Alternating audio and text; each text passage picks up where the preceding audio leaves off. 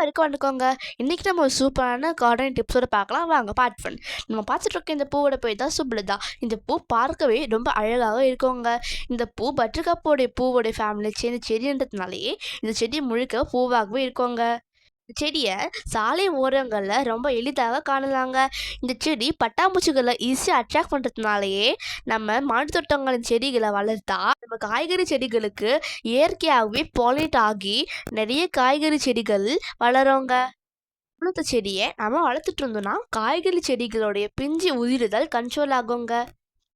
மேலும் இந்த செடியோடைய காய்ந்து கீழே விழுற இலைகள் நம்ம மாடித்தோட்டங்களுக்கு நல்ல ஒரு உரமாக இருக்குங்க.